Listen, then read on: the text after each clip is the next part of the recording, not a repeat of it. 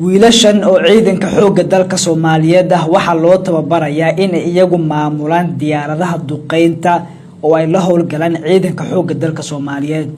noomo Turki iyo sidoo kale Mareykan ayaa la leeyahay hadda wixii ka dambeeya sidoo kale waxa jira kuwa kale oo iyagu loo tababaraya diyaaradaha nooca loo yaqaan JF-17 oo Pakistan loo qaaday waxaan idin haynaa dawladda Soomaaliya oo inuu isku filnaa doonto sanadaha ugu soo aadan ee soo horeeyo hadduu Ilaahay qadaro dhamaantii soo dhawaada maalin wanaagsan muuqaalkan la gareeya kana mid noqdo saaxiibada halkan sida joogtada ugu xiran ciidanka xoogga dalka Soomaaliyeed ayaa markii ugu horeysay loo tababarayaa in ay iyagu kaxeeyaan diyaaradaha ama ay hagaan diyaaradaha drone-iska ah ee duqeymaha fuliyo isla markaana la bartilmaameedsado saldhigyada ee meelaha kooxda Al-Shabaab ay joogaan hadda wixii ku horeeyay waxay ahaayeen ciidanka xoogga dalka Soomaaliyeed caawinayay ama la shaqeynayay Mareykanka iyo sidoo kale Turkida laakiin hadda wixii ka dambeeya wiil Soomaaliya waxa uu noqon doonaa mid ka hagaya diyaaradaha duqeynta fulinaya drone-iska halka mid kalena oo markaas noqon doono midka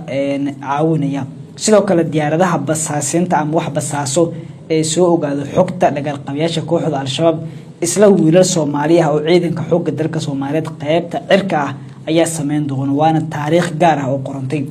sidoo kale dhawaan dalka Pakistan waxa loo qaaday kontameeye tiri ku dhow dhalinyaro Soomaaliyeed oo ciidanka cirka ka tirsan kuwaas oo si gaar loo soo bari doono diyaaradaha nooca loo yaqaan JF-17 oo ay la soo wareegayso Soomaaliya dhawaan 24 diyaaradood oo si rasmi ah qalinka loogu guddoogay in la wareegto dawladda federaalka ee Soomaaliya diyaaradahaasi oo ay iska kaashadeen soo saaristooda Pakistan iyo sidoo kale China